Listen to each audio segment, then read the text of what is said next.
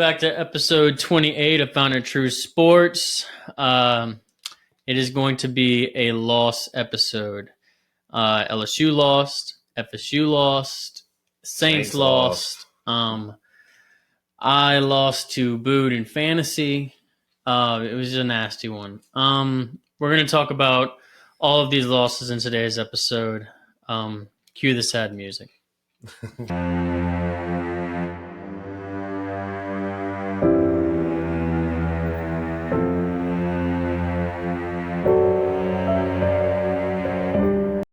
Mike. What's up, Steve?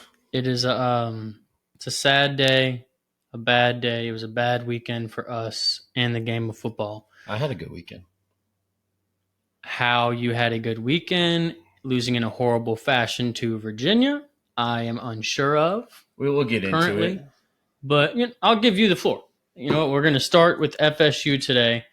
I will let you talk about your Friday night thriller versus Virginia. Double overtime. They stormed the field on you, Mike. Go ahead. Yeah, the floor is yours. That storm in the field was kind of ridiculous. Like, I mean, they're on their no. I'm talking about how there was no barrier to get a pause for the player to get I up. have never seen that either, where it was just immediately touchdown to people on the field going. Yeah. That's the kind of thing to get it banned because he could have died. I haven't heard anything about him. I don't know what happened to Squirrel White. He might have got trampled. He might have not left the field. Well, but I kind of wanted this game to be like this. Our offense did play very well. Our defense did. Virginia just had everything go their way. I mean, y'all beat them in pretty much every single stat. I mean, y'all had more yards, y'all had more passing yards, rushing yards, except for points. Yeah. It's just the end of the game. And Chandler Morris pulled a rabbit out of a hat. Yeah. He was killing it. Double overtime. Everybody knew it was a trap game. I'm sick and tired of people being like, "Oh, y'all lost to Virginia." Legit, they were 7-point favorites home on a Friday night game, which I hate Friday night games for college. And plus, first away game. I thought we liked Friday night games for high school. I'm not watching high school. No, that's what I'm saying though. Friday nights are meant for high school. College is different. I don't like it. I'm saying when I lived in Houma, and we used to go to Southdown Bar and Grill, and there was a Syracuse, Illinois game on or something like that. We liked it. We had fun watching those games. Syracuse and Illinois. This was a top 10 team against a top 5 offense. It was a great weekend appetizer. I'll say that. We got to focus on one of the best games of the week. That's what I like about Friday games because everybody got to watch this game, and I do feel for you because we talked about this. FSU always gets put under a microscope, and this was one of those microscope games. And so bullshit. It was the most FSU thing. Oh yeah, it was. I was saying that at the bunker with Matt, but I was like, "Look, that cornerback jumped that route to the wide receiver. Could have been a pick six. He bobbled it. The wide receiver caught it, ran for a first down. That's one play. We had 2 turnovers in the first half. They went down, scored 14-0. And then we came back to tie it. We missed a field goal in the fourth quarter. Yeah. We shot ourselves in the foot. It's not like they dominated us. They scored 46 fucking points, Mike. But I'm saying take away those 2 turnovers. That's 14 points away from them. We missed the field goal. That's another 3. So that's 17 points you left out on the field. I mean, our offense was driving the whole time. And then our defense, we were getting 3rd and long, and shout out to their quarterback. We did put pressure on them. We did get 3 turnovers, but we gave it right back to them. So that's 0-0. But the silver lining is usually last year Florida State's offense is not this explosive. Deuce Robinson. Silver lining. Deuce Robinson is a dog. I agree with that. He is. He is. I'll give you that. We showed fight, and that's what I like in a trap game where everybody picked us to lose. Now that we lost, everybody's saying, "Oh, we're one-shot wonder, blah, blah, blah." I didn't pick this team to be a playoff team. I didn't pick this team to be this good. We already exceeded expectations by everybody thinking we're a playoff team. My thing is, if Dude would have kept his foot in one play prior to the last play of the game, this would be a whole different narrative. Well, no, I'm talking about the touchdown that they called back. That's another thing, too. That was a big one. They almost clutched. That's a 50-50. That's a 50-50 call. That's what I would agree and with. anytime there's a challenge on a 50-50 call, the call on the field stands. And that was the first time in a while. It got called back, but I did like how the refs were kind of letting them play.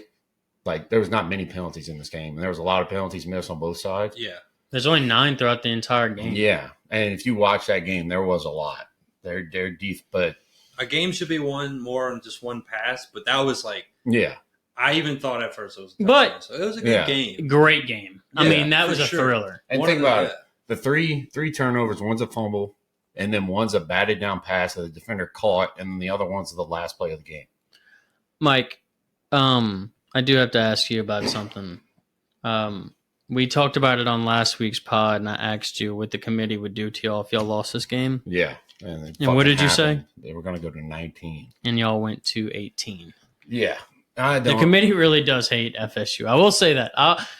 I am not a huge FSU fan, except for this coming week. I want them to ruin Carson Beck and Miami's entire season. However, the committee does hate FSU. It's wild. But like we talked about it when I walked in today. If college football is changing, the committee needs to change. Mm-hmm. The whole, you can say whatever you want. They are SEC and Big Ten biased. Like, Florida State beats Miami, they still might not let them in the playoffs. Yeah, no, you're There's a high possibility of that because they're going to pick 2 SEC teams, they're going to pick 2 Big Ten teams, and they're going to pick somehow Notre Dame's going to get in. I was just about to tell you that they're Notre Dame biased as well. Notre Dame is always going to somehow sneak in just because they don't have to actually fall into any sort of division or conference, and it's perfect for them. And I'll say 2 more things, and I'll just end it at that. I'll start with this. How does a team ranked in the top 10 that has yet to beat a top 10 team in 6 years lose to a top 10 team and still inside the top 10? And then broke my brain. How does a team, talking about Penn State and Oregon, Penn State has yet to beat Ohio State, has yet to beat Michigan, has yet to beat Oregon, has yet to prove they're a great team.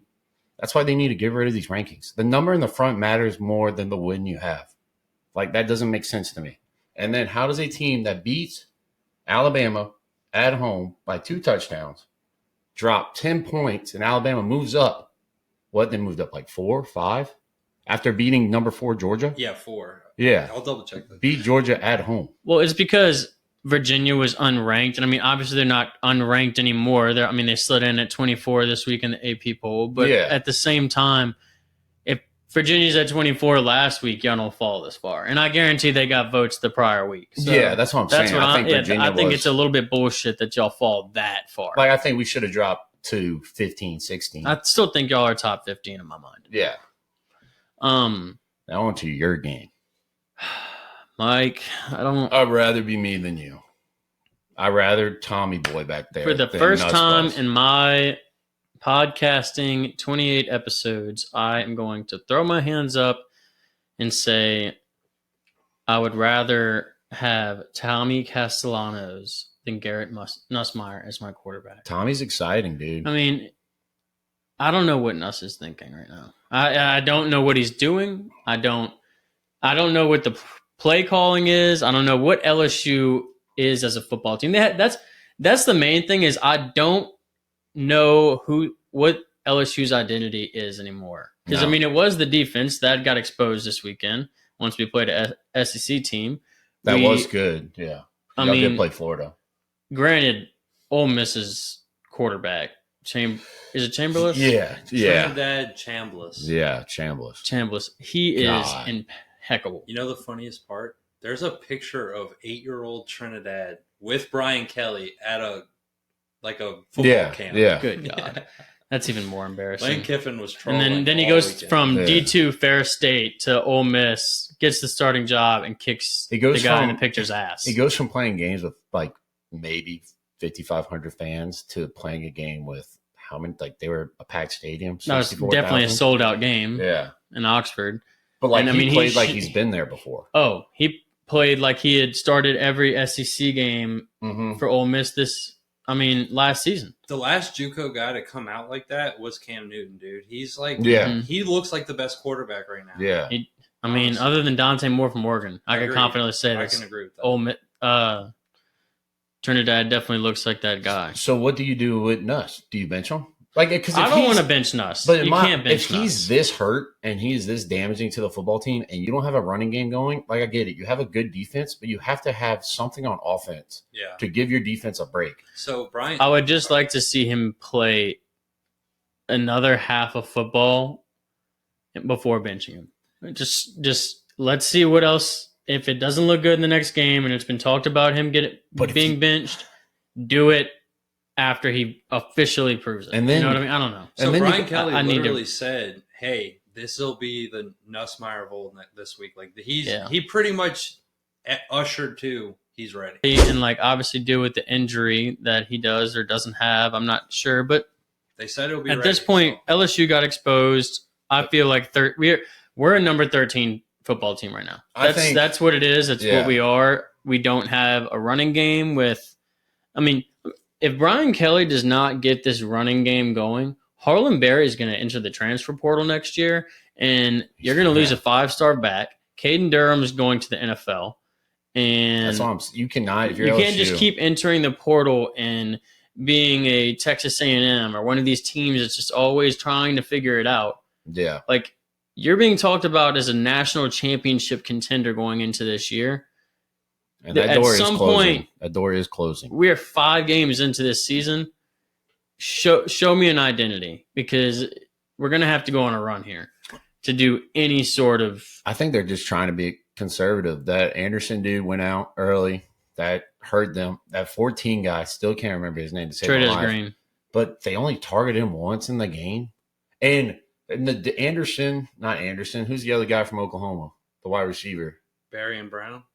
Maybe. No, there's another Anderson. He's tall. Nick Anderson. Yes. Yeah. If he doesn't catch that pass, y'all don't score in the first half.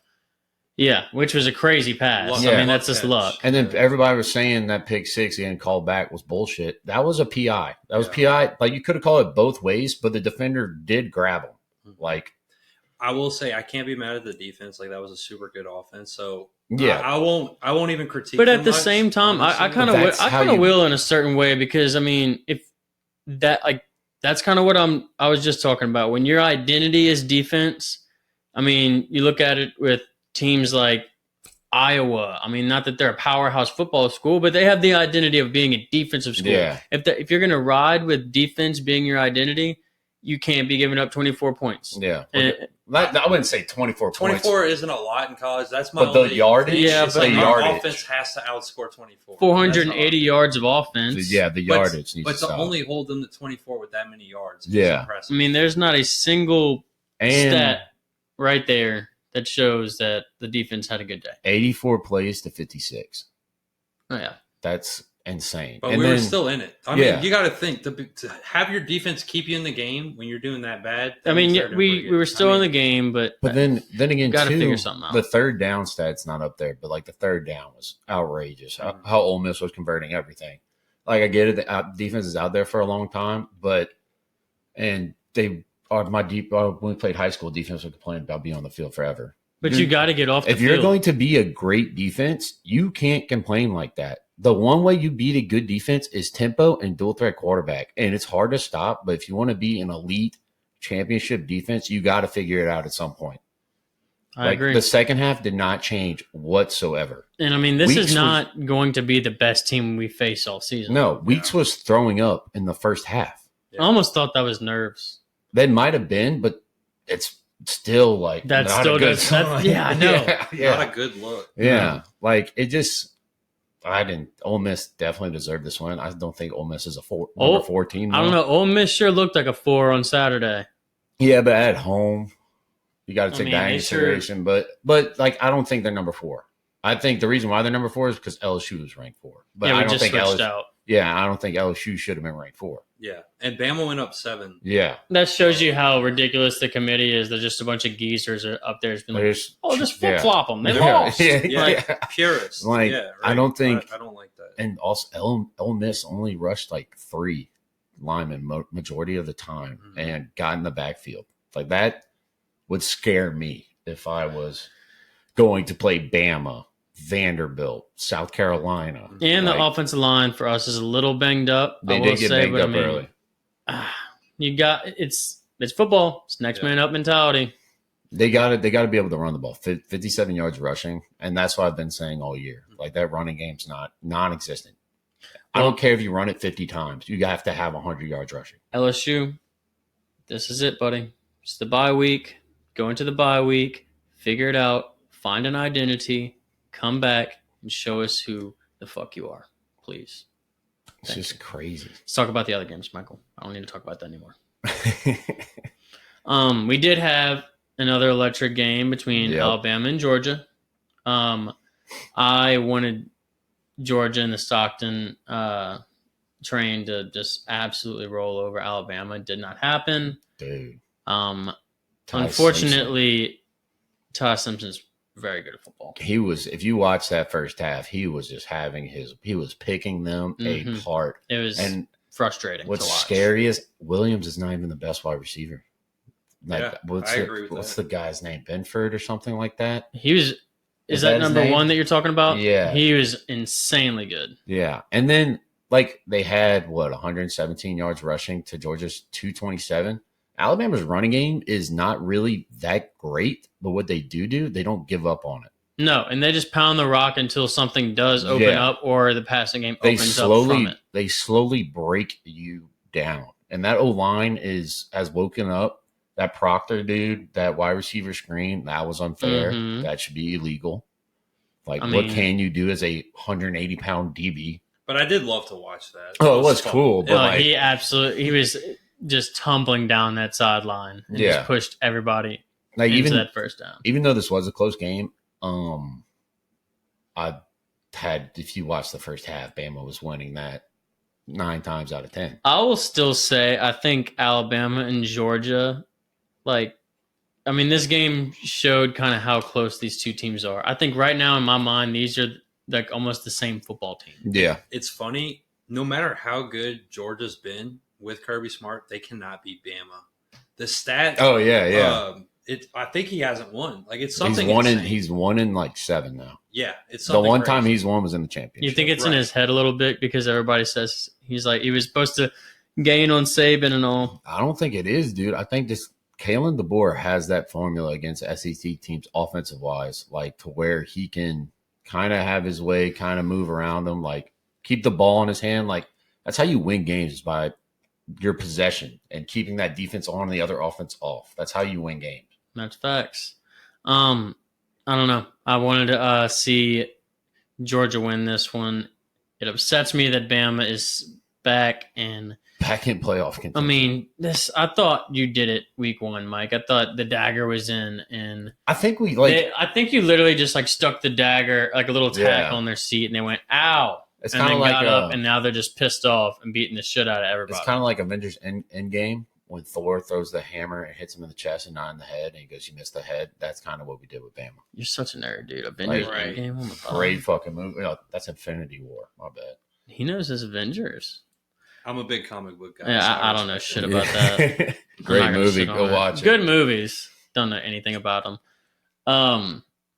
God, I hate. We have to talk about the Oregon Penn State game. You should have watched. I watched this with Hunter Tabor, and it was miserable. I'm happy for Hunter. I'm at this point. I kind of was, because it was nice to watch someone be so fired up about their team, because we got steamrolled. And everybody was losing.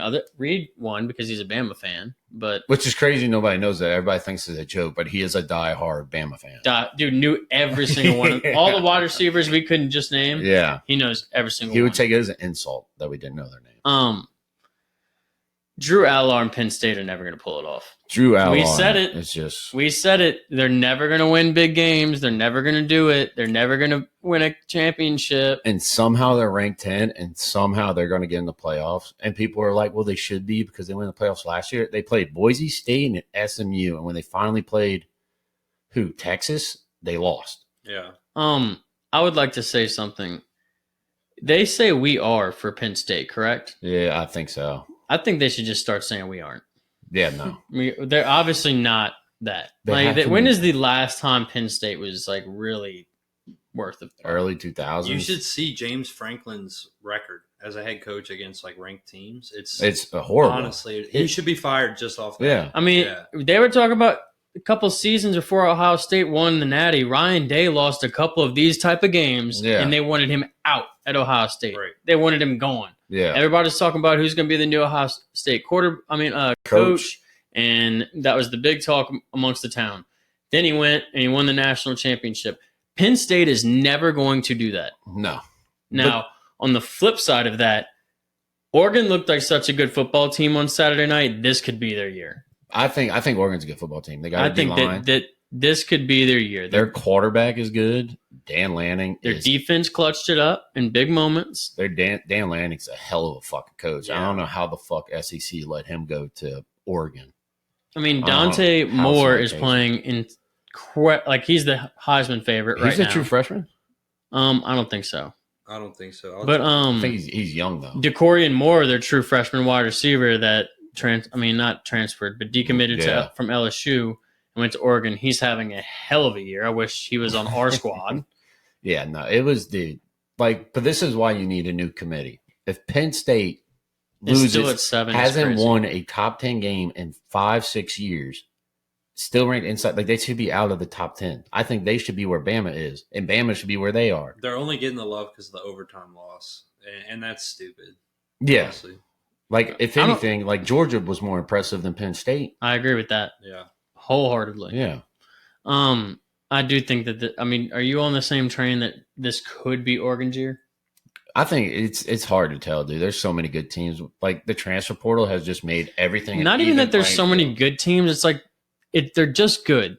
You know what I mean? It's like everybody looks beatable still. I mean, it's only 5 weeks in, but I mean, that's almost halfway through the season. So. I was listening to another podcast, and like the dude was saying, like the SEC, like nowadays, nobody looks really intimidating. Yeah, I agree. I wouldn't like if I'm a Big Ten, if I'm Florida State fan, like I'm not really scared of anybody in the SEC. Like I don't think we can not compete with anyone.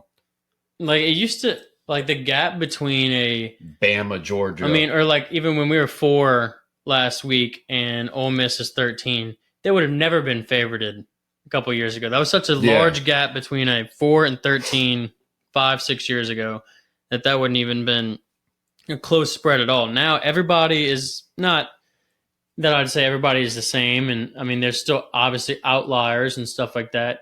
I mean, especially when you go further down in the year, but I mean, everybody looks like either they're beatable. I mean, everybody's a vulnerable football team at this point. It's like NFL, like any given Sunday, any given Saturday. I mean, anybody can lose now. Speaking of, the next game we need to talk about, Tennessee, Mississippi State. Like Tennessee is a good ball club. I mean, it's not some Chewy football school. Yeah. And then Mississippi State, who, I mean, they got an upset win earlier in the season, but they showed up to play ball. They should have won. Almost. They should have. Really, honestly, at the end of the game, like, it got ugly for them. For sure. Well, like I know I said there's not a scary team, but like metaphorically speaking, they are like a scary. They're an upset team. I would circle Mississippi State Bulldogs as the team nobody wants to play this year. And Vanderbilt. There's a lot of no one ever wants to play Vanderbilt after last year. The Grim Reaper. Yeah. There's a lot of teams like that this year. This was a very close game, and like how you said, like usually games like this, you're just walking in the door and walking out. Mm-hmm. Like they had to fight this whole fucking game. Yeah. I mean, everybody used to laugh at getting Mississippi State on your schedule. Used to. That's the game like you're bringing your grandma to. Yeah, the last time somebody cared about Mississippi State, Dak Prescott was there. Mm-hmm. Right. Well, they're caring this year. It's the transfer portal, dude. That's why they need to get a new committee. But I mean, Tennessee pulled it off, and I guess they're just going to stay where they're at. Yeah. That's just bullshit. That's the kind of stuff that Tennessee I wish needs to move up on.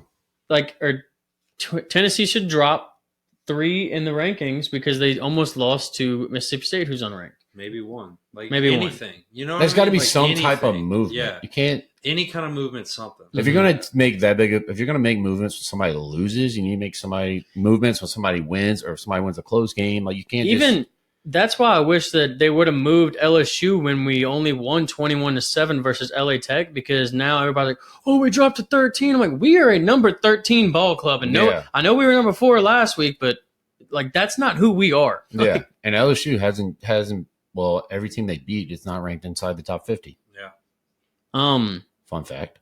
I tell you what, poor Auburn. I thought Auburn was going to be a ball club after that first couple weeks of football. And then Jackson Arnold has just kind of let us down. I think Jackson Arnold's leading the QB stat in sacks. He's been sacked the most times.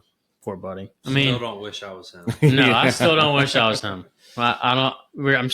We're all going to say that we don't wish we were Jackson Arnold right now, right? No. Absolutely. Okay, cool. Not at all. Just making sure we were all still thinking on that. Texas A&M, though. I don't like it. I don't like that they're good. I don't like that they're number 6, Mike. That quarterback that quarterback is in the Heisman talk for me. I don't want anything or anyone from Texas A&M to do good. Michael, look at that perfect offense: 207 passing, 207 rushing. That's just perfection. You are sounding like you want them to be good, dude. No, I'm just talking about the game I'm looking at. I think 70 plays almost. Yeah. 6 yards of play. Yeah, that's they almost had insane. 10 more minutes of the ball in their hand than Auburn, which is a lot in a football game. It's almost an entire quarter. Like that should be LSU's offense. Oh, don't say that. But I think the problem is why would you say that? I just wanted to say why would you? But I think the problem is too, though, which we can agree on, the number in the front of every team's name matters way too much. Yeah.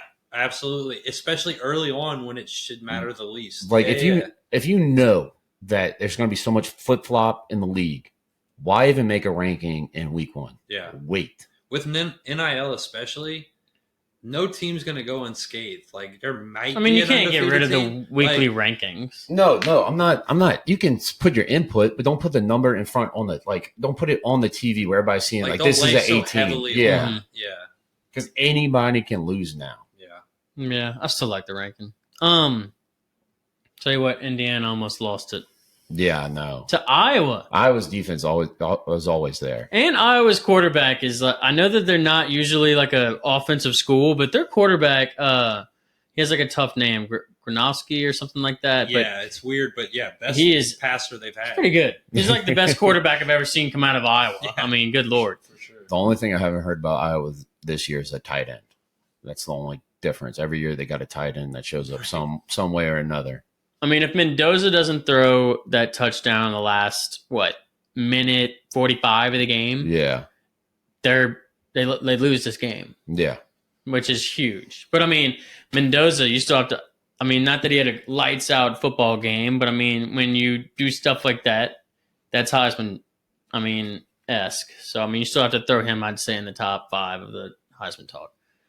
There's just a lot of good games this week. They also had Georgia Tech. They also had Wake Forest. Georgia Forest should have fucking won. Oh, does it make you upset that there's so many dogs in the ACC now? I don't. There is dogs, but everybody's beatable. I know, but it used to be that there was only about 3 of you guys in the ACC. That was way back when. It hasn't been like that in years. But I'm saying it used to be like that. And do you think that it's kind of getting a little more contentious over there in the Atlantic Conference? I think it is, but the problem is, though, Georgia Tech can go undefeated, lose the ACC championship to Virginia or Miami. Yeah. They're out. Even though they had a great season, they're not making the playoffs. Tell you what, I'm just if you're scared of Georgia Tech in the ACC, which I think you kind of should be. No, I'm not. You should. I am afraid of Vanderbilt this season. Yeah. Vanderbilt looks like an unbeatable school right now. I'm not afraid of Georgia Tech because they always compete with Georgia in recent memory. They've always competed with Georgia at the end of the year. That might be their only loss. So you're kind of used to them being good. Not used to them being good, but used to being they're a hard-nosed fucking team to beat. Well, they don't give up. They don't give up. They growing up as an SEC fan or just being an SEC fan before last year, you knew Vanderbilt was dog shit. Oh, yeah. So, this is ridiculous. Yeah, no. I don't know what's going on right now. How did Utah State put up 35, though? Yeah, absolutely. I don't know. Must have been some garbage time. Yeah, I'm sure Vanderbilt was playing the second stringers. They called the dogs off. They picked up the anchor. Yep. Do you want to preview this weekend, Mike? Yeah. All right, let's get after it. We have your game of the week. Game of the year. FSU versus Miami. I want you to makes ruin my blood hot. Miami's season so bad. I can't stand that they're good. I can't stand that they're number 3. They look like a real number 3. I'll give them that. They don't look fraudulent like LSU was at number 3. But I want you to go in there, and I want you to whip their ass. I think it's going to be a fucking And war. Y'all are playing at home, correct? Yeah. Yes. Oh. It's going to be at Doak Campbell. It's going to be fucking loud. First Miami away game. So we get to see Carson Beck in a different environment. He's barely going to be able to hear. I don't think Carson Beck, looking at the games and stuff like that, he has had questionable throws, and his defense is so. They actually have an elite defense. Their defense is good. It keeps them in a bubble. Yeah, I can agree with that. Yeah, and I think he's good. Their old line up front's good. They have a good run game. Like, he's not relied on to make big throws. He just got to not turn the ball over. Yeah. But our defense blitzes like 80% of the fucking time, which in this game blitz the whole fucking time. I want y'all to knock his socks off. I don't want them to run the ball. I want to see Carson Beck go down the field and score by throwing. Mike, I'm excited for you. Put our DBs on a fucking island. I'm big time excited for you, and I want you to win this game. And I want you to know that your best bud Steve, who you do a podcast with, is rooting for you hard as shit. Saturday night. Tommy Castellanos. This only proves if he's going to be in a Heisman conversation or not. If he wins this game, I'll put him in the top 10. I'll put him in the top 5. 7. I'll compromise. If they win this game, who has a better resume than them? It depends how Beck plays in this game. Because if he does dog shit, then I'd say he would just take his spot. Honestly. Yeah. But truly, that would be my only. Florida beats the number 8 team week 1 and then follows that up with a 3. We'll do Heisman rankings after this week again. Yeah. Because we had our Heisman rankings, 2 weeks ago? Yeah. So after this week and after LSU's bye week, we'll do them after LSU's next bye week. So where would you? Nuss is out right now. Don't even ask me. No, I wasn't. I could see something in your eye. I wanted to. I was going to ask if Florida State wins this game, where you put them at? Depends on you jump them up another 10 fucking spots. You mean rank them? Yeah. Yeah, I think they honestly crazy. Go back to 8. I think the committee would do. But that pisses me off.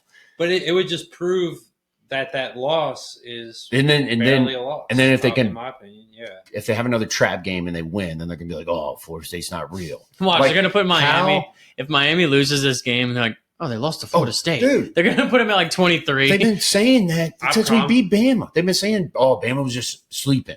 We beat them. Like y'all were saying about the bias. If Miami loses, they might stay top 15, top 10. If Miami loses, they're coming off a bye. So the excuse is Miami loses. They had a bye. They weren't ready. They got punched in the mouth. Rival. Yeah. But they're 4.5. They're 4.5 point favorites. Like, you still think Florida State's capable of competing with a number 3 team? They should be, in my eyes, a top 15 team. Then, if you think they can compete with 3, or Miami should be further back if you think they could lose to 18. Well, Mike, where are you watching this game on Saturday? I don't know. Do you think you're going to get drunk for this game or lock in for this game? I might get drunk and locked in. Wow. Yeah. That mic is different to watch ball with. That's when you start chewing on bottle caps and shit and scrunching up the beer. Because I don't know how I feel about this game. I love my team's like a roller coaster. I don't know what I'm getting. I don't know what I'm getting on the ride for. But I feel like you're having a lot of fun with this ball club. You cannot tell me this offense is not fun to fucking watch. It is. That offense fucking cooks, but they need to keep the ball in their hand, run tempo. Tommy needs to show up. They need to hit on all cylinders. Danzy. I'm rooting for him my too. My boy Danzy. Let's get it. So y'all got them to win? I got them to win all day. And I was gonna. I'm fading you guys, and I hate to say it. I think Miami might win. I think it'd be a close game. Mike, you can do the chop for me. I'm not going to do it, but I'll do it. You can do it for me. I'm not doing the chop until I win this game. Wow. I don't do chops, premeditated chops. That's crazy. But no. This game reminds me of when we beat them in 2019. That was a great. It's going to be a remake. The next game I need to be the Diego Pavia Grim Reaper game of the year. I need Vanderbilt to beat Alabama so bad. I need another little dagger in the Achilles of the Alabama football team, and I need it come from Diego and the boys at Vanderbilt. Rowan, this is another one on you, dude. So if you don't show up for us this week, it's all going to be your fault, Rowan. So just get with it, dude. I think whoever team loses this game just makes them more scarier. Like Bama loses this game, they're just going to be more pissed. Vanderbilt loses this game, Diego Pavia is just going to be a fucking demon. Yeah. I don't know about that because, like, I don't know. I feel like this game is going to be if Alabama loses, I feel like that'll be like, well, now they're not going to be in playoff contention as much because, I mean, they're going to be a two-loss team. Yeah. And then if Vanderbilt loses, I could see that being the come down of Vanderbilt pretty hard. Watch. I bet Bama loses this game, Vanderbilt loses 2 games, and Bama gets in the playoffs. Right. Yeah. Bama can lose 2 games to get in the playoffs. I don't doubt that. I don't doubt that either. Especially Nick, we said this on like the first couple of pods. Nick Saban's dynasty there is going to launch them into the playoffs. Yeah. So many bullshit times that we're going to see in the next 10 years still. Yeah. But you got to think too, though. This is a Bama team that lost 4 games last year. This is a team that gets better every week. There is a team that is getting better. Every week you have less critiques. I do think I do respect that. Ty Simpson's getting better every week too. Yeah. And it's at home, which I don't like either. And they're 10.5 point favorites. They're probably going to win, but this would be like, if Diego Pavia wins this one, he's on. He would be the Alabama kryptonite after that. The thing that worries me is that the one thing Bama has good on defense is DBs. And I've heard a lot of Vanderbilt offense, but I haven't heard much about their defense. I have not. I haven't either, Like, besides the South Carolina game, when they just completely shut them down. South Carolina was obviously a very fraudulent ball team to start the year. So, like, that kind of worries me that because you're hearing about all these big teams, their defense getting exposed, they're being good. You haven't heard anything about Vanderbilt's defense. So that's kind of going to be the big question mark, I think, going into this game. I'm taking Vanderbilt. Who are you taking? I got to take Bama. Bama's got to stay on a hot streak for my team. Connor. Off vibes, I'm taking Vanderbilt. I don't know what I'll do when I bet. Let's just say that. You know what I mean? Like, I know who I want and we'll be rooting for, though. Yeah. The next game, SEC matchup, we have Texas, Florida. Both teams I fucking hate. I think this needs to be the Arch Manning game. Yeah. Like, if you don't show it against Florida. I think this could be his game. I don't know how they're ranked 9. I don't know how they're ranked 9 either. I agree. I mean, like the only thing that's keeping them at 9 is that they lost to Ohio State competitively, and that they started at 3. If they didn't start at 3, they would be like 15 or more. It don't make sense. But also, this could be the Florida game where Florida always have, if they're shitty, they always have those 1 or 2 games that just ruin someone's season at the end of the year. I could see that definitely being the case here. I think Florida's going to win, and Napier's probably going to stay around for another year. He does this so he was out the door last year. Done. Yeah. He was done, and then he won that bullshit game down the stretch. Yeah. And then maybe their bowl game, which is like the Cheez-It Bowl or something, and they let him stay.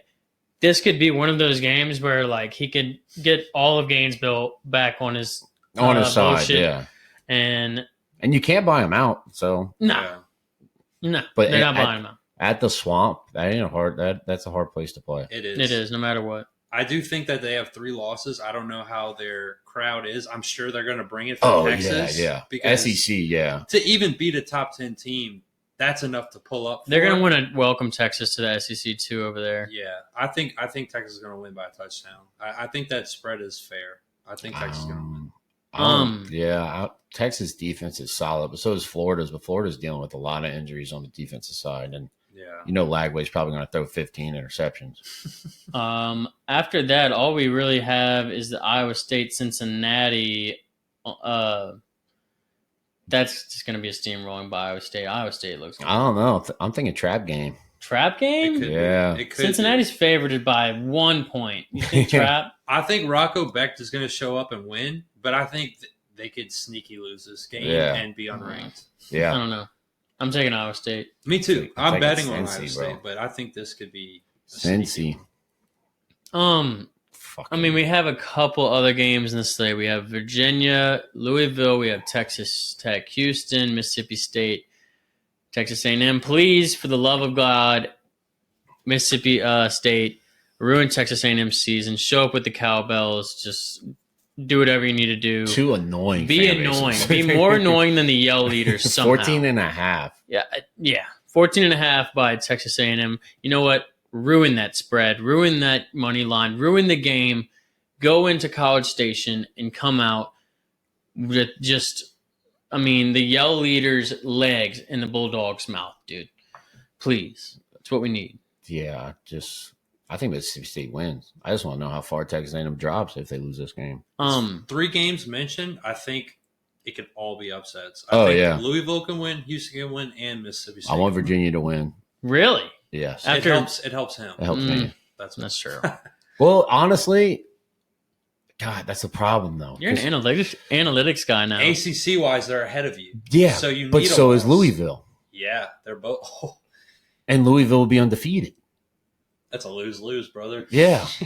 That's a problem. There's so many teams competing for the ACC championships. I think that's what I was just telling you about, Mike. Yeah, I said it earlier. Way too contentious. But we don't play Virginia doesn't play Florida State. They don't play Miami. They don't play Georgia Tech. Louisville, I think, only plays Georgia Tech. So they lose to Georgia Tech, 1 loss. Georgia Tech, I don't think plays Miami this year or us. I think we play Georgia Tech.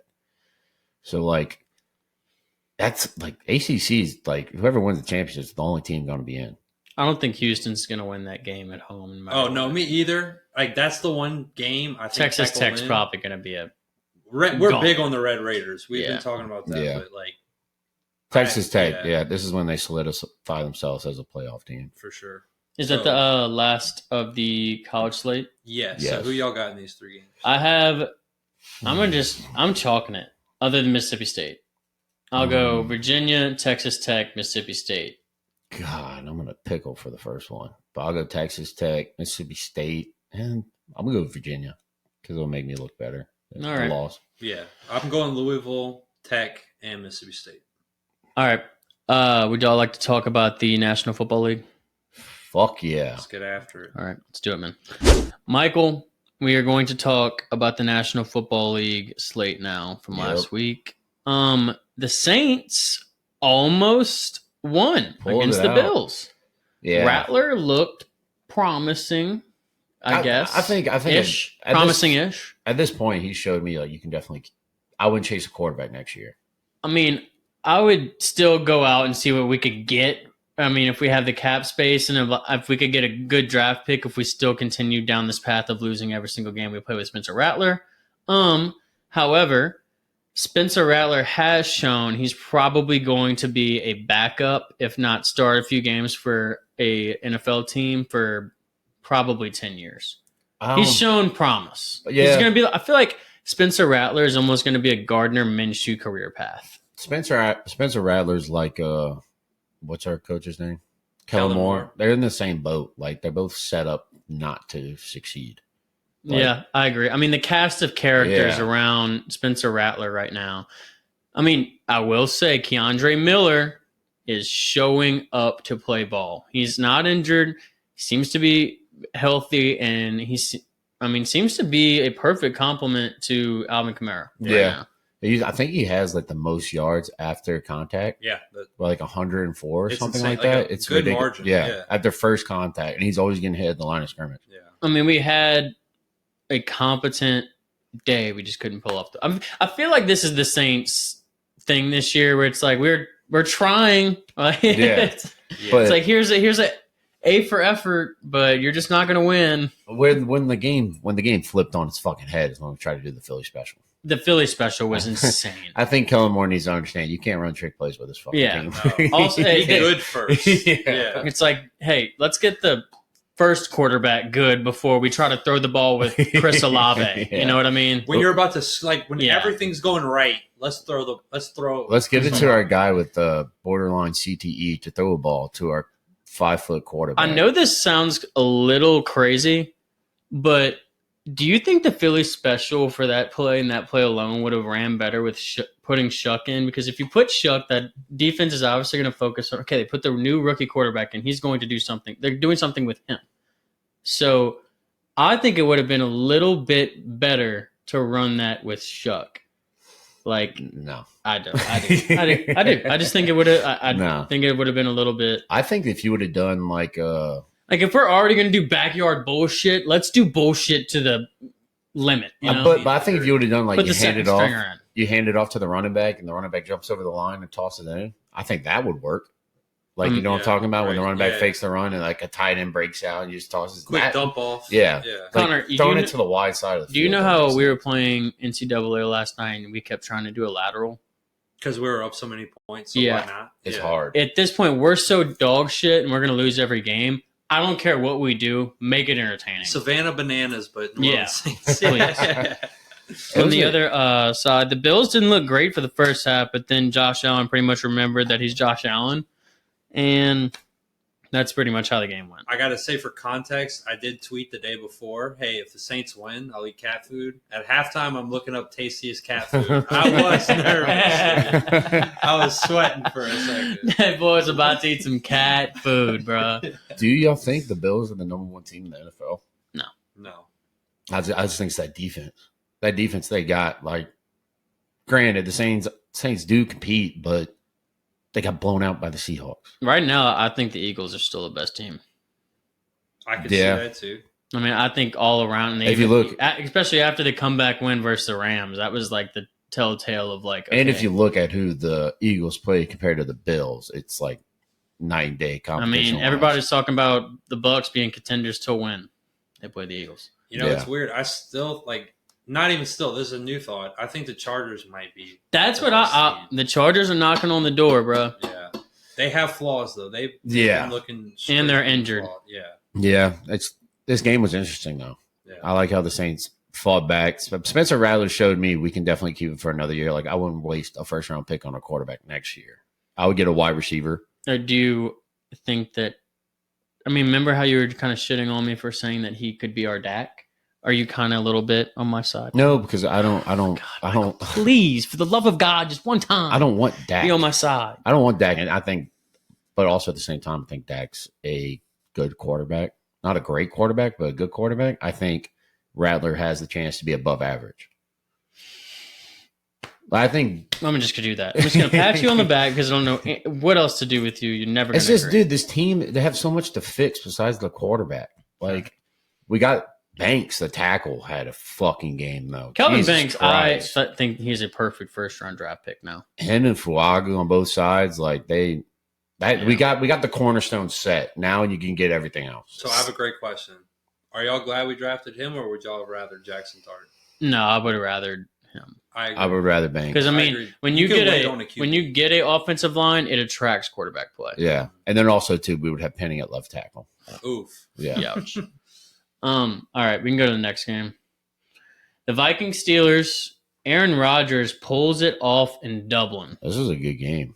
I mean, this is exciting. Aaron Rodgers is playing great football. He had a bad game. I think it was last week, but I don't know who they played. But the thing is, they're doing perfect, like, Aaron Rodgers is 40 football because he didn't throw one pass over 20 yards. I mean, I think the only pass over like 15 or the play DK. with DK. That's what I'm saying. The only pass that went like over 15 yards was the touchdown to DK. 81 yard, they dink it and dunk it, and I mean they have no real run game. Gainwell had 30 points in fantasy.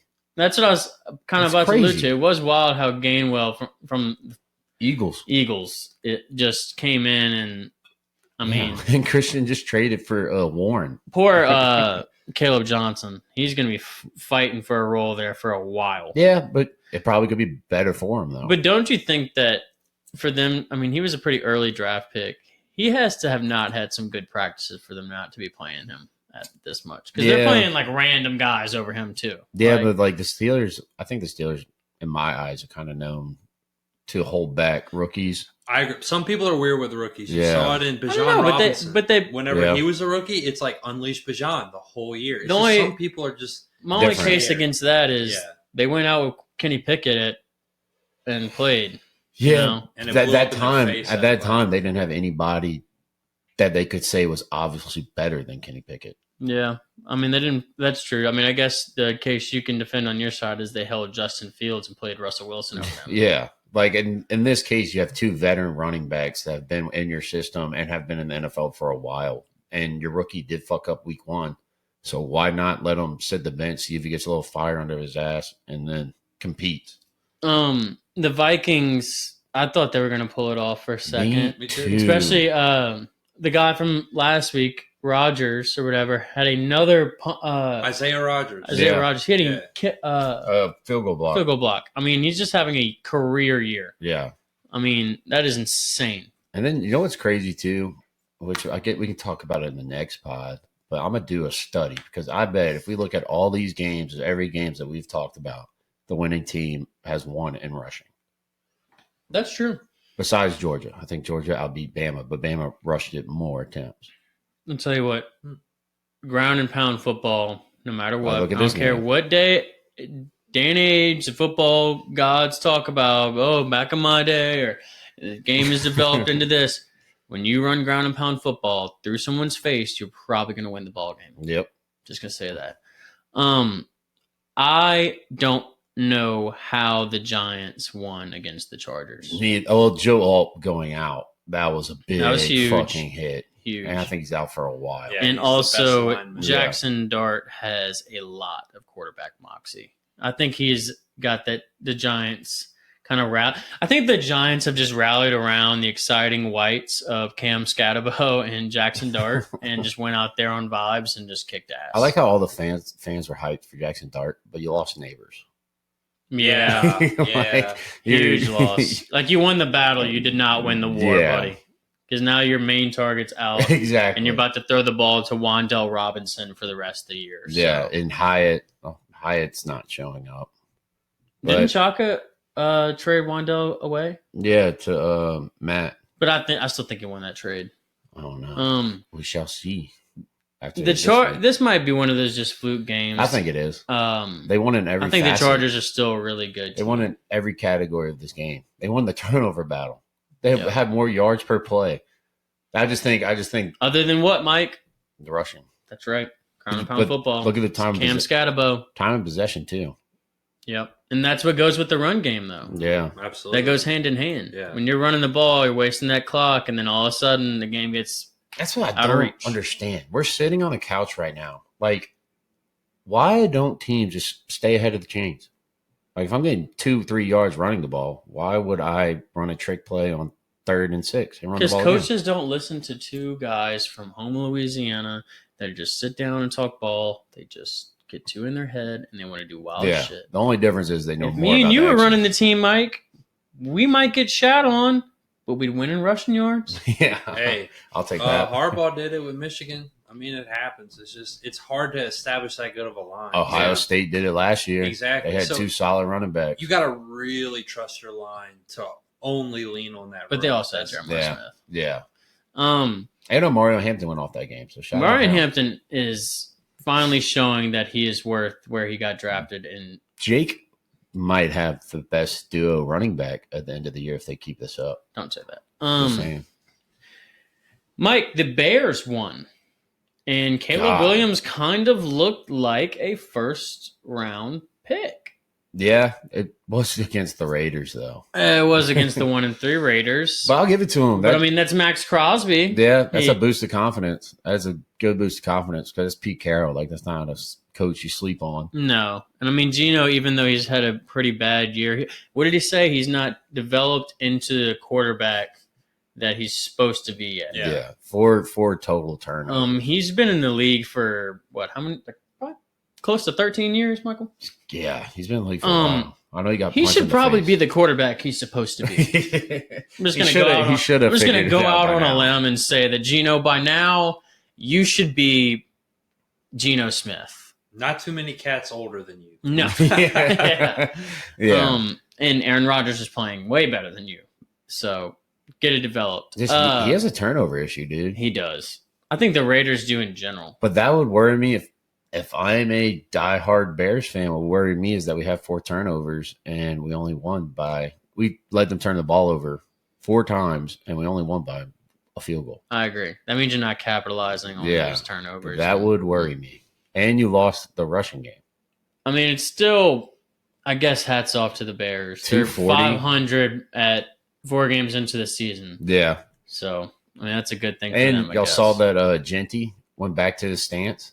Yeah. Genty had a ball game. He cooked, dude. That was definitely I think we talked about that on the last pod, that this was going to be the Genty coming out game. Yeah. And it definitely was, in my opinion. To Mike's point about the rushing win thing. Yeah. The opposite is the case in this game. Yeah. 240 rushing yards to 69. Yeah. Insane. So that we didn't say it was like 100% hit rate. Okay? That take backfired on me. We just said most of the time ground and pound was going to, but that's most of the time. You pulled it up and I saw it. And I was like, well, that got shot It's down. the only contradiction so far, though. Yeah. I mean, there we go. Most of the time we were right. 240 is fucking ridiculous. Yeah. Eagles, like I said, I think they're the number one team right now, and it's hard not to say that after you go undefeated and play a team like the Bucs. I thought Baker was going to do it again. When they started clawing back, bro. I thought Baker was going to do it again, and I think the luck ran out. I mean, threw the pick in the end zone, but I mean, I thought he was close. Yeah, that O-line. That would have been 4 weeks in a row. And how about the DB about to fight the left tackle for the Bucs? Like, what the fuck are you thinking? That's not going to work. Yeah. That's just not – you're going to get maul dragged. This is your second year in the NFL, and you're fighting a 5-time Pro Bowler since he's been in the NFL. That's like the Josh Norman, Taylor Lewan video. Like, what are you going to do? Yeah. Like, other than throw your helmet at him. That's it. The Eagles, dude. And then I think it's unfair that they're doing trick plays out of the tush push. Oh, God. That's just so bullshit. And now it's just expanding into people getting even more fucked over by that play. Another game that lost the rushing. Buccaneers had the more rushing yards. But that one's close, I will say. That one's close. That one didn't completely demolish our take. And then also I hate that, I think not many people are saying it, but I know Cam Newton is saying that Jalen Hurts is not a elite quarterback because he doesn't thread deep down the field. He doesn't do any of that. He doesn't need to. That's the thing. And guess what? You know what? I'm really ready to put that to bed because I do think, like, what else does Jalen Hurts have to show anybody? Yeah. He won a Super Bowl. He's been went to another. And like that's the thing. When has Jalen Hurts played the best passing games of his career? In the Super Bowls.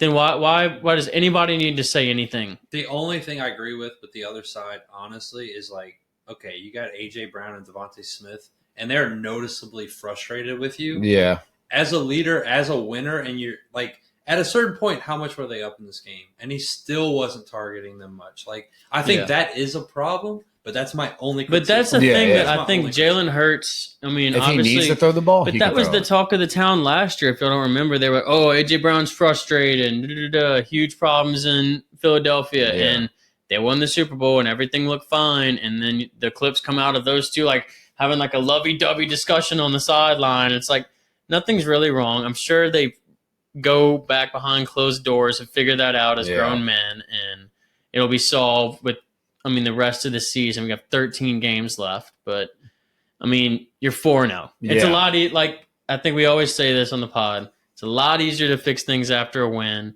It's a lot easier to tell a wide receiver, hey, I'll get you the ball next game, but we just won 31-25 against the best ball club. the only ball club that's beaten us in recent memory. And like you said last pod, the Bucs usually give Philadelphia a run for their money pretty much every time they play. A little bit of their kryptonite. And yes, they did at the end, but this seemed like the Eagles handled this entire game. Yeah, they were up big in the first half, but I feel like that always happens when a team's up big in the first half. It's easier.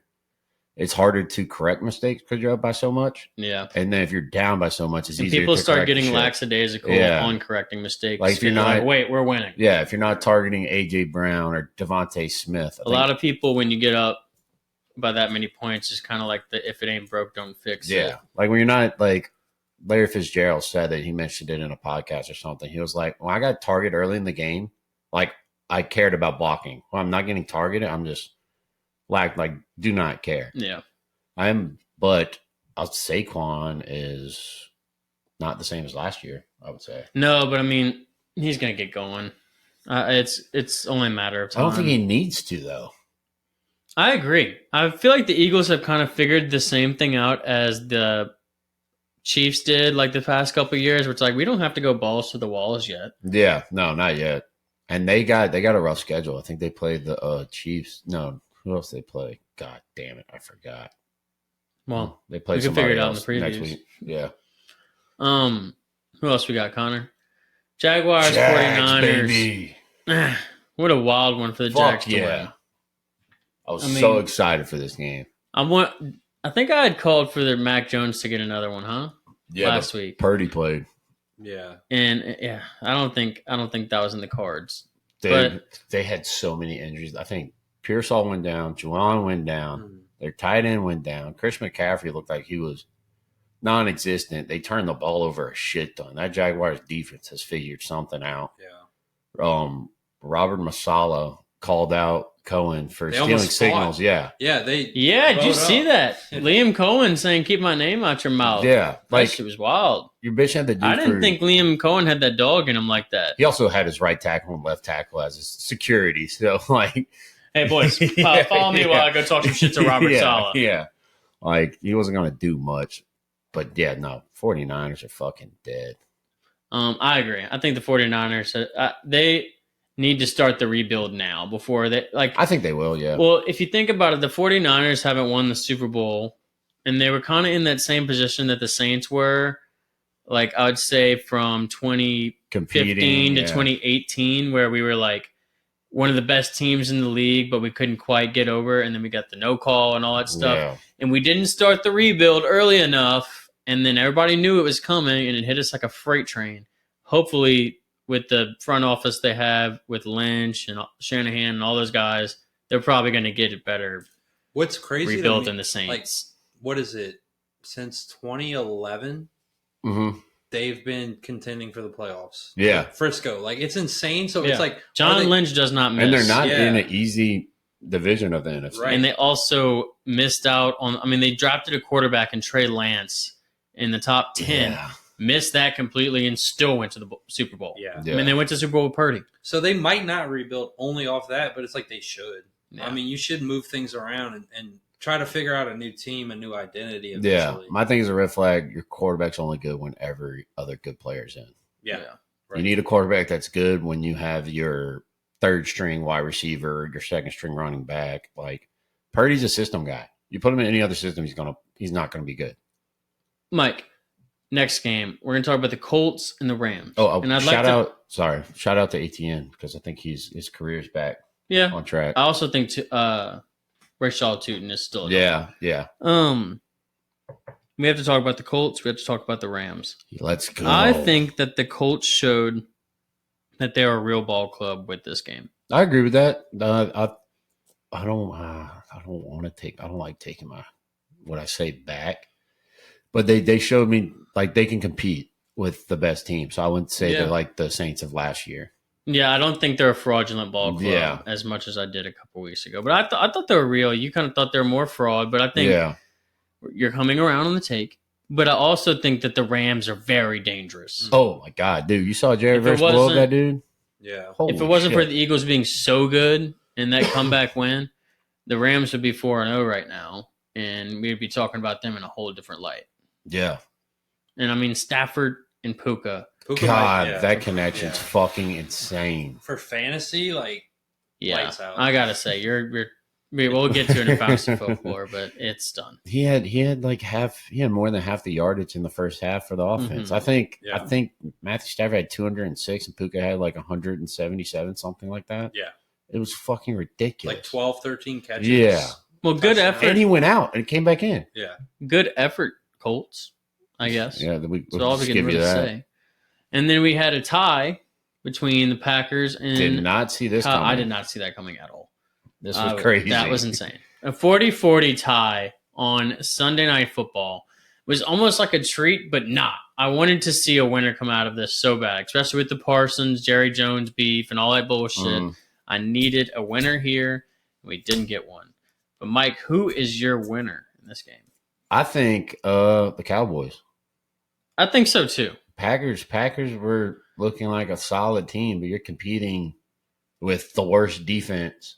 You're bragging about your defense. I think Jerry Jones goes home and goes, we just scored 40 points on them without CD. And, he's waxing Whataburger, sleeping like a baby. Yeah. He loved this game, I'm sure. He got out with the tie, no win. I mean, he probably wanted to win, I'm sure, but You didn't get the loss. You don't have to deal with all the press, all the bullshit. I think the Packers did a little bitch move. I would have went for it. Yeah, I agree with you there. Like, fuck a tie. You talking all this shit before the game, you're going to settle on a fucking tie. Yeah.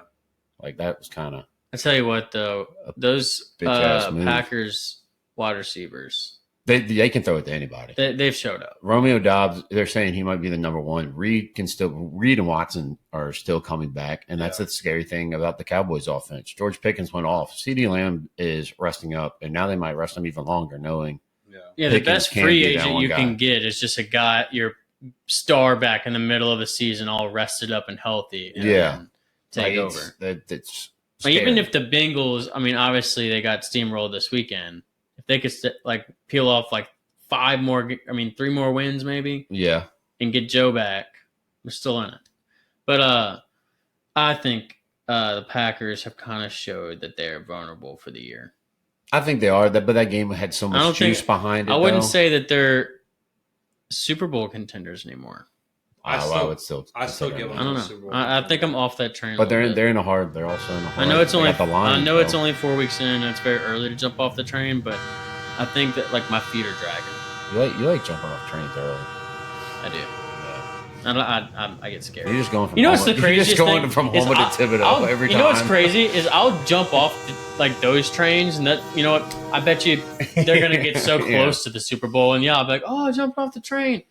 I'm a fucking fan of the Pelicans, and I'll literally ride or die. I'm like the little action figure that Napoleon Dynamite throws out of the bus and just gets wrecked. That's me on the train of the Pelicans. Yeah, I'm back there getting shot. I don't understand the trains you jump off on and stay on. Really. Well, Michael, it's called being a loyal fan and not bandwagoning. I'm not bandwagoning. I pick another favorite team that I like. I know. But I'm just saying, as far I'm as not booed every week. Yeah, booed. I mean, good God, booed. Pick a. I'm not like Jake. Almost said it. Almost yelled at you. Booed. Pick a team, buddy. Just pick one. Just pick one and go for. I don't even care if you go for 2 years. Just 2 years. The flip flopping every week is crazy. It's like Jake's wearing a Purdy jersey, saying he's a Saints fan, saying Purdy's a top 5 quarterback after throwing 2 picks and fumbling on the last fucking drive. I will give it to Booed. At least Booed. Uses his words and says oh, I think this team is going to be good. He was on the Carolina Panthers before the year, and he wrote because of this. Yes. Yeah, it makes sense with his takes. All of a sudden, Jake will just show up with a Purdy jersey and be like, "That's my favorite team," and you're just like, "What?" You're not a fan of them. Their defense is good. Nick Bosa's out for the year, brother. Yeah. You know, it was a surprising snooze fest was Ravens Chiefs. Sure. Yeah, I didn't see that. I mean, and Lamar's out for multiple weeks. Chiefs looked back though. Yeah. They were hitting some throws to some random cats in that offense. Thornton and Isaiah Juju. Isaiah Pacheco kind of had a little bit of a game. He did. Worthy came back without missing a beat. Yeah, exactly. I think he had 50 yards rushing, 50 yards receiving or something. The Dolphins pulled it off with Tyreek got injured. I just don't know how that's the Monday night game. Also, Lamar Jackson got injured. That's going to be big for the Ravens. There were two Monday night games. This one was at 6, and the other one was at How 7. are both of these Monday night games? So the Dolphins Jets were Monday, Broncos Bengals were Monday. Yeah, 2 stinkers in my opinion. Those were not fun games. They were boring as hell. Also, Ravens Thursday. had Lamar Jackson get injured. Tyreek gets injured. Joe Burrow's injured. It's just man, the injury bug's hitting quick and early this season. Is Tyreek happy? Yeah. He looked that was the happiest I've seen him was when he got injured. Holy shit. He was smiling he had just won an award. But does he not realize not many teams are going to go after him after he just snapped his leg in fucking half? I think he's cool. He's already made so much money. He just wants legacy again. But he's got those baby mamas to pay for him. Yeah. Yeah, but I think this might be the Odell Beckham injury where he could just go hop on teams now and get on a playoff contender, go win a couple 2 more Super Bowls and go sit on his ass. Yeah. He might go back to the Chiefs. That'd be scary. Thursday night from last week we had Seahawks Cardinals, which was kind of a fun game. I did think that was pretty. I like the Seahawks. I like Sam Darnold. I'm glad Sam Darnold's getting his, man. Yeah. And Kenneth Walker's staying healthy. That defense is fucking solid. I'm actually really happy that I traded away Zach Charbonnet to tubes for a second rounder now. Yeah, I think the Seahawks are going to have something to say about when playoff time comes. Yeah. All right, let's preview a couple games. We have Thursday night, we have a divisional matchup between the 49ers, Rams, 2-3-1 ball clubs. Purdy's back. No, Purdy's out. Purdy's out again? Yeah. Flip-flop, snip-snap. I'm like, same. I had to get ready for the Mac show last week. Then Purdy stole the Mac show from me. The Mac is back. And then now, Return of the Mac. Return of the Mac. Purdy's I think he can get out. it done. You know what? I am riding with the Mac attack. Ricky's out too, though. I don't care. I think Jawan's out too. Just for the vibes. I think this should be just a massacre by the Rams. Kittle's back, but you lost Bosa, Pearsall, Jennings, Purdy, Chris McCaffrey's I'm going in. You're good. Hey, I respect I'm that. going in. You know bro. what? I respect that. I just think that there's sometimes in the National Football League you have to see through the weeds of bullshit and injuries and all that and just go. There's something about this game where it could be a 9-6 win for Mac Jones. Yeah, I think they're going to have to keep it close for sure. Yeah. But yeah, it is in the division. It's a rivalry game. Yeah. So you wouldn't expect to blow up, but the Rams should just belt to ass. I would think, but yeah, no, Steve, you make great points. I mean, So are y'all both fading me, of course? Yeah. Unfortunately. I mean, you got it. Someone's got to have reason on this podcast. Yeah. I can be the voice of delusion. Y'all can try to bring me back down to earth. I'm probably not going I to come think back down. that Rams defensive line is just going to live in that backfield. Jared first. Jared Verse. Jared Verse is going to do if Mac Jones does get his, it's going to have to come through a couple of sacrifices of That's Jared a Verse scary- kicking his ass. They're just talking about Jared Verse, but they have Turner, they have Young, they Yeah. got Brandon Fisk. They got dogs everywhere. I want to talk about the next game that is my game of the week. You're Michael. punching the shit out of yourself right now. I'm so excited. We're going to win a football game. The New Orleans Saints are going to win a football game. We are 1.5 point favorites. I'm so excited I could jump out of my skin. That is And it's at crazy. home. I have a cool quick fact. What? Lowest ticket price. What? $25. Let's fucking go. Let's go to the fucking game. Let's go We're going. We get sweet tickets. Yep. Yeah, for real. $1.50 sweet tickets. What time is the game? 12? Oh, I do want to go to the Fried Chicken Fest, Michael. We can Oh. do both. I thought we were doing a diet. Oh, my God. My thing is, We kinda can't like- die during the season. I told him this. We can't do it during the season. I'm too bad at it. Steve, We're to just your bulking point, all year.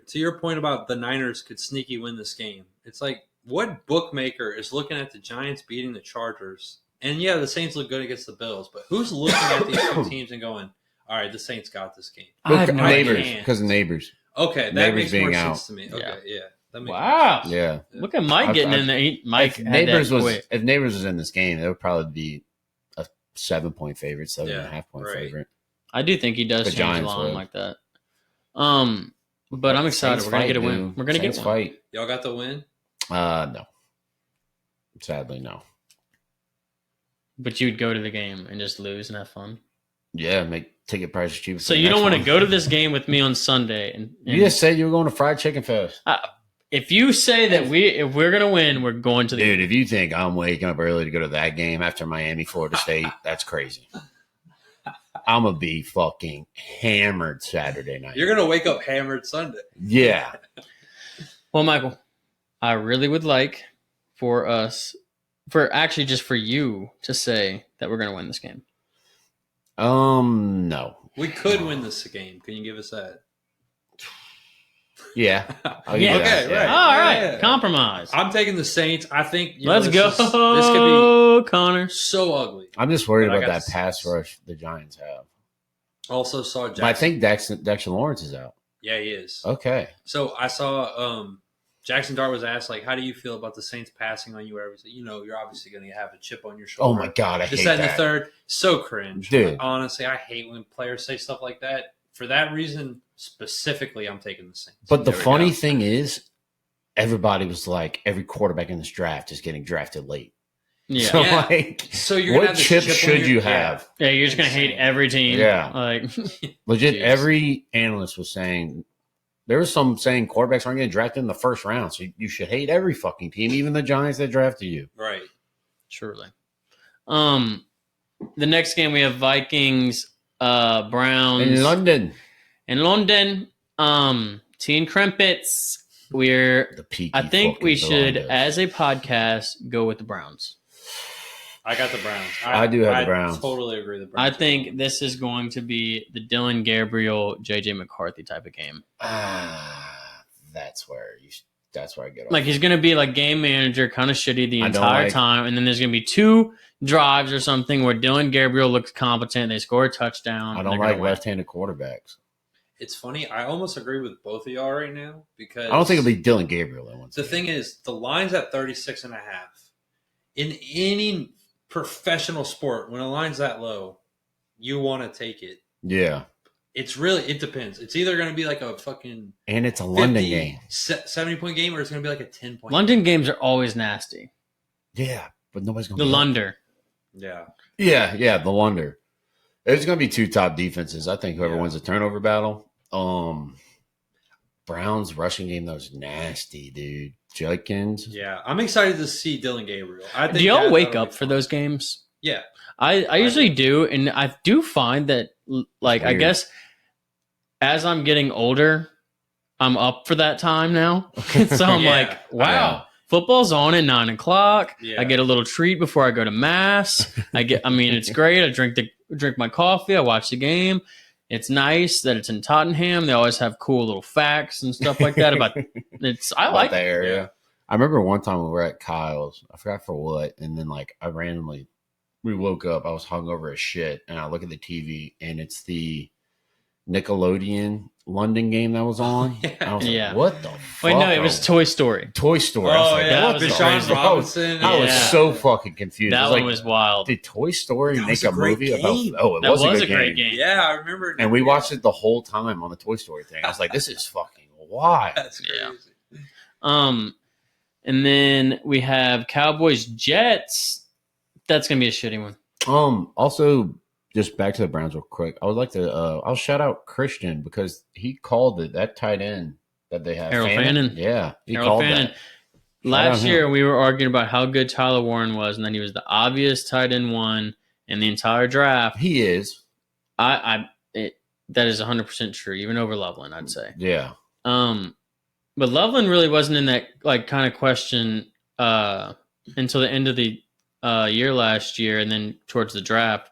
But Chalk was banging the drum for Harold Fannin out of Bowling Green, and he was just obsessed. And then this year, he's a rookie for the Browns, and he's showing he was better than David Njoku, I'd say. Yeah, but I think it's because David Njoku's there. Yeah, he probably has taught him a few tricks. Mike, what do you think about the Cowboys-Jets game? I think the Cowboys are about to steamroll. I agree. Jets I think that's way too low of a line for the Dallas Cowboys. Sauce Gardner, I would take that. Sauce Gardner has fallen off as a top DB. I think the Jets take a win here. Wow. I honestly think the Jets win. Gary Wilson did show up last game. You think they're due? I think not only that, I think, again, I'm always going to be a Justin Fields guy. It's just like in my soul since he was at Ohio State. Yeah. So I'm always rooting for him. He's always set up to fail. But, like, dude, he's too good of an athlete. Dude, did you see the run? Bro, yeah. I know, obviously, it wasn't planned play or anything. But for him to just... For the Dolphins, yeah, he jogged in. I mean, he just hauls ass sometimes for, like, a 60-yard quarterback run like it's high school football. And you're like, wait, you forget that this guy, is playing against him NFL players. Yeah, imagine him on the Niners or something. Maybe I hate to say this shit and bring it back, but, like, maybe the fucking Bears should have just stuck with him and figured it out around him. Yeah, absolutely. But I think that Cowboys defense built to stop guys like that. Yeah, they're small up front, but they're fast up front. Very fast everywhere. Yeah, I think that's valid. I just also think home field advantage with the Jets isn't much because it's the Jets. Yeah, I don't think that's going to play a part. I just think generally they just need a win. And it's going to be like a squeak. Ugly win.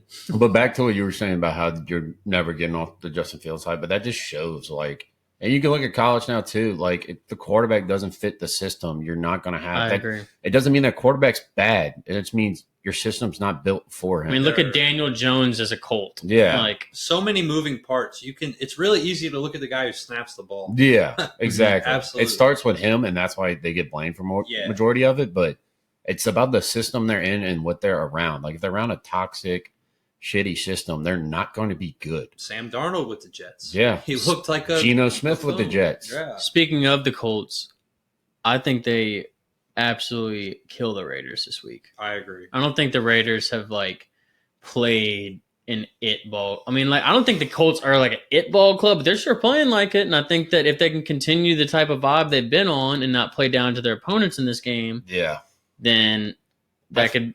I think Max Crosby will be a big factor on the opposite side of it. But he's the only one. Exactly. Yeah, and look, I think this proves, like, I mean, even last week with Parsons and the Packers, like, got 40 put up on them.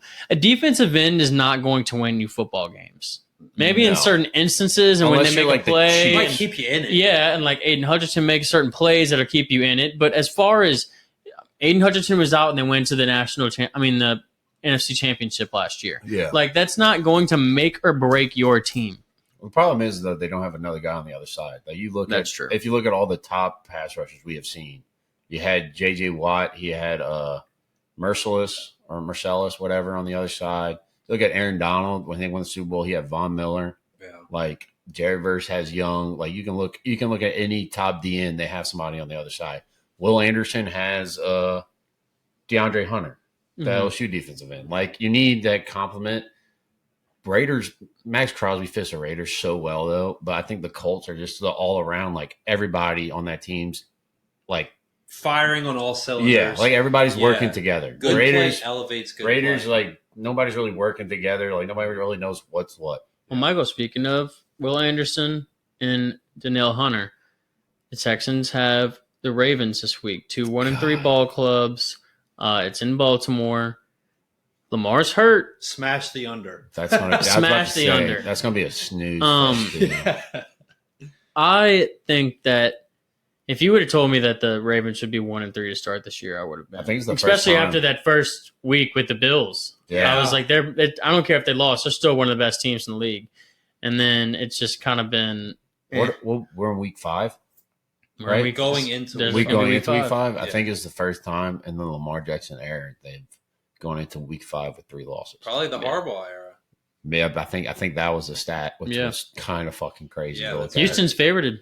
Yeah. I mean, and it's hard not to be when Lamar's hurt like that, and especially with a hamstring injury and how like it's his whole game. It's his you know, bag. I think that might hurt him for a while. Yeah. Even if he comes back. But I just who do y'all think walks away with this one? Texans. I'm going Texans too, man. I don't know why. I think the Ravens, for the same reason, I think the Jets were going to win. Is Lamar going to play or no? No. He's out. That's what I knew. He's hurt, but I know that he's out for 2 or 3 weeks, something like that. Yeah, I just think the Texans are bad day too. to day. So I think it's one of those. It's just going to be such an ugly game. Who's their backup? The Cowboys backup. Yeah, Cooper Rush. No, Cooper Rush. Oh, sorry. Yeah. Okay. I think they also have Tanucci. That's not going to be the same offense at all. No. Also, we didn't. Sorry to track back, but we didn't talk about how the Steelers' backup quarterback got jumped. We did not talk about that. Yeah. Got jumped and robbed. That was Skylar Thompson, right? Yeah. Yeah. He was with the Ravens. Yeah. Damn. Just a quick little shout out. All right, what other games we got? We got Broncos, Eagles, dude. Now that's going to be a fucking game. Good defense on a good offense right there. Surtain's going to have to. Kind of owns the Eagles in his career. Yeah. It's true. With Drew Brees, though. All right. On a count of 3, say who you're going with. 1, 2, 3. Broncos. You didn't do it at all.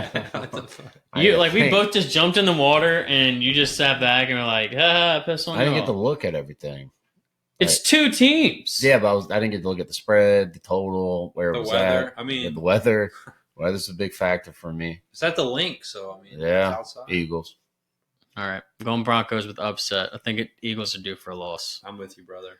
Another great game. That's the Eagles have had a hard schedule. Yeah.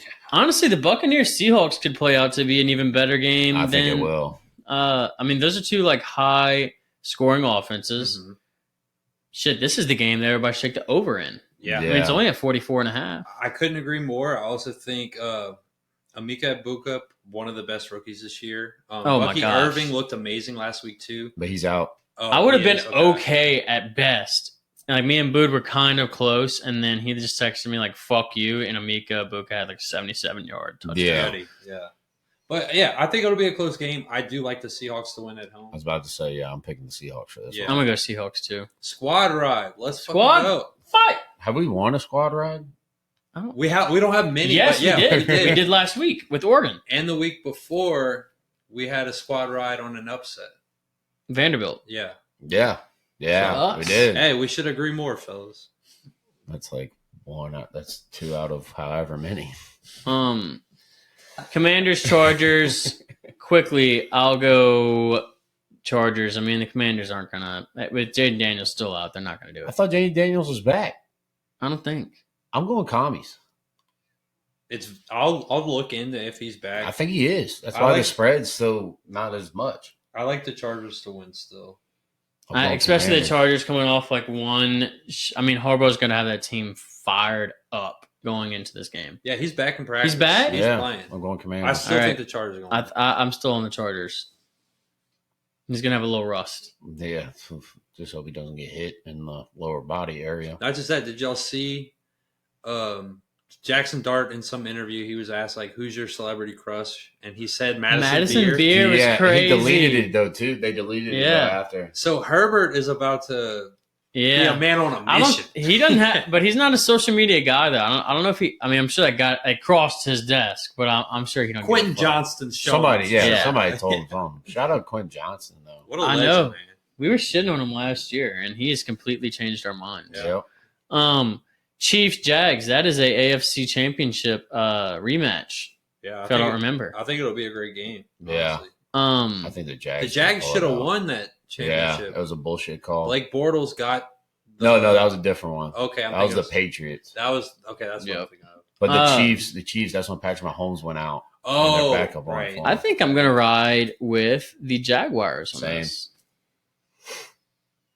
I want a squad ride, but you're gonna be the odd man out. I gotta be the odd man. I don't blame you. The Chiefs are the Chiefs. Yeah, and last week they looked really good. Brian Thomas and Travis Hunter look buns. They can't open them up.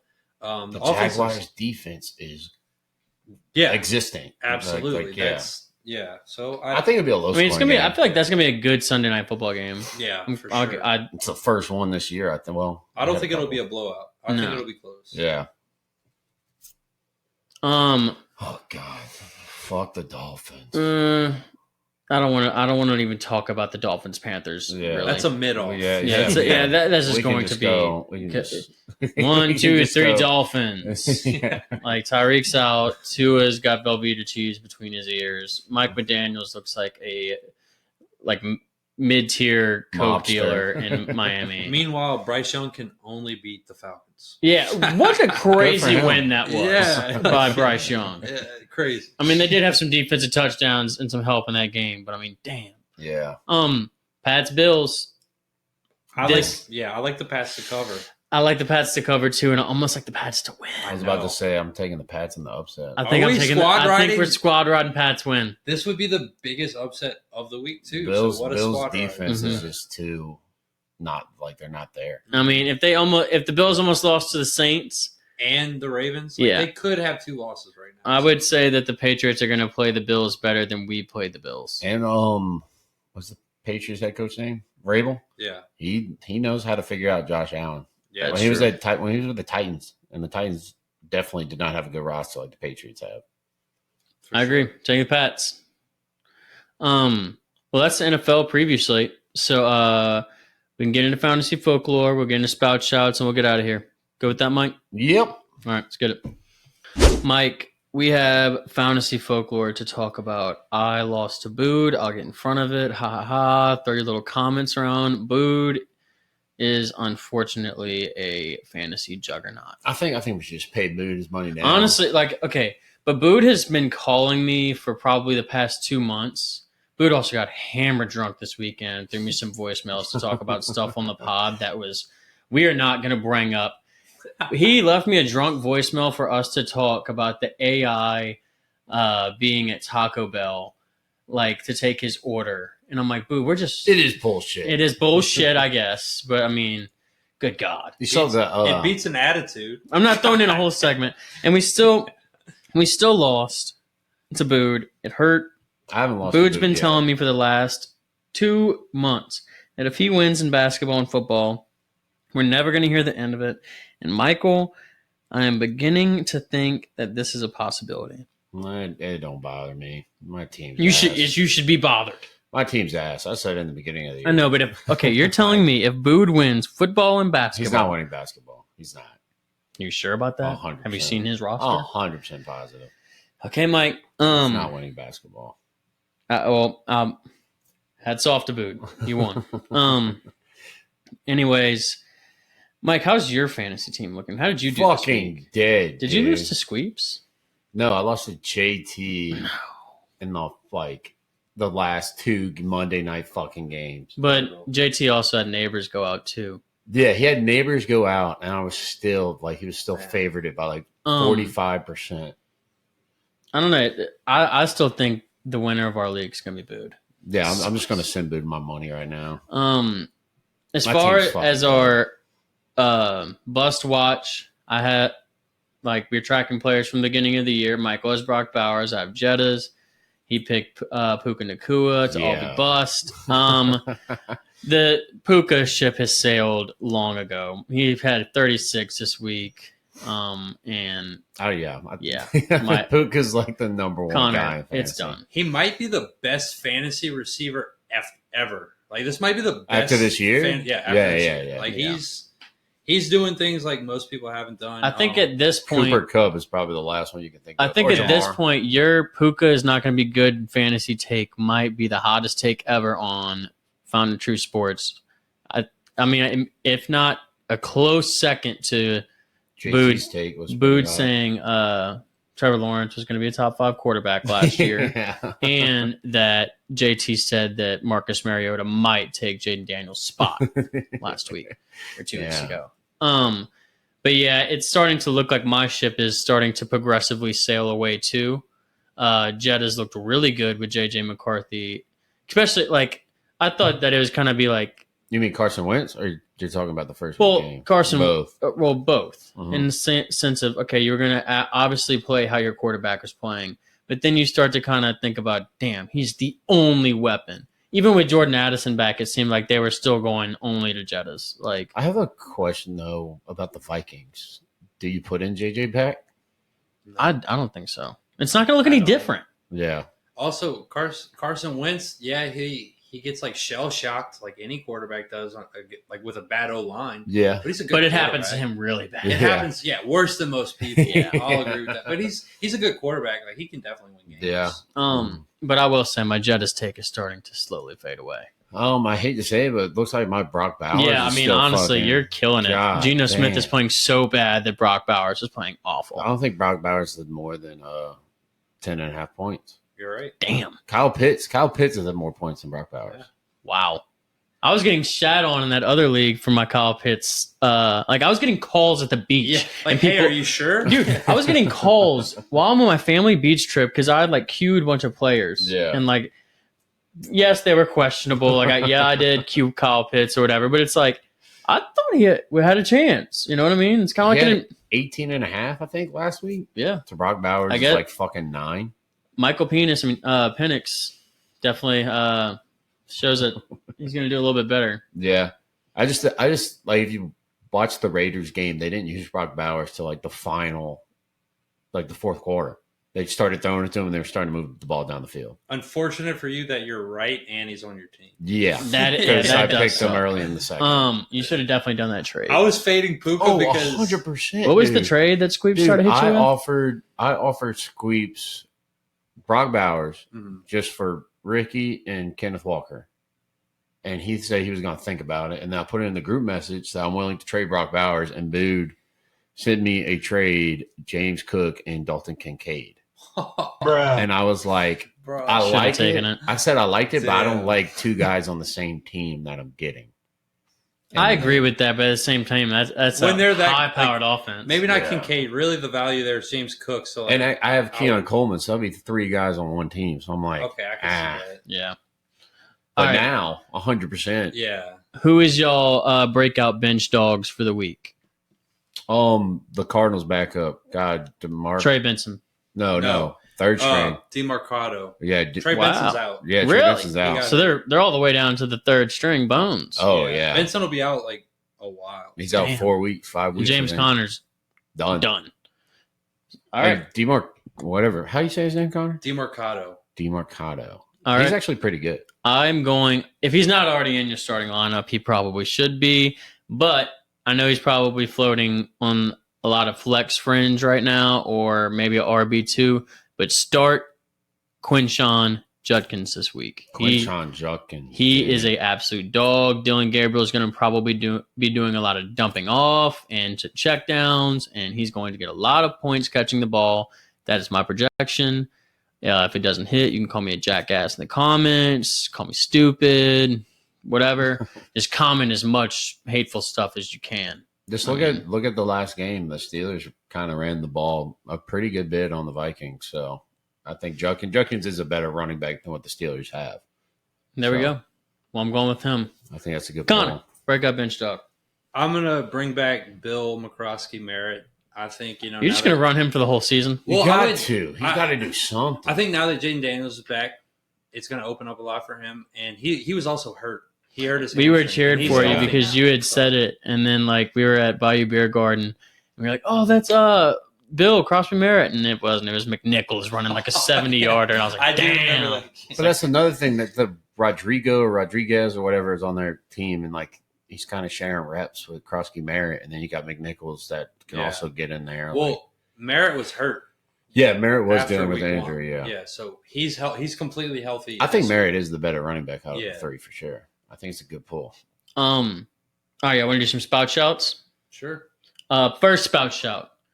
We are shouting out the Seattle Mariners, clinched the division. We are in the playoffs. We have a bye. We are waiting on either the Detroit Tigers or the Guardians. We're winning the pennant, and I can't wait. That's pretty much baseball talk on Founders True Sports until the playoffs. Are the Cincinnati Reds in it? Yes, I think so. Shout out them. That's not my shout out. My shout out is my Knowles. Just to fucking destroy Miami. That's your spout shout? Yeah, because they just need your it. Knowles, dude. It's a desperate time. This is do or die. All right. Is this a must win or can't lose? This is a must win. Love it. We also have to shout out. What was the quarterback for UL that you watched? Lunch Winfield. So they were down 17 points late in the third, super late in the third. The whole crowd had been screaming, "Start Lunch," since about the first snap. That's so far. Start Lunch chant in Lafayette, game. Louisiana is awesome. Game. They put them in. That would make me Next hungry. thing you know, it's double OT, and UL's winning the game. Love it. Lights Didn't out. that running back go off?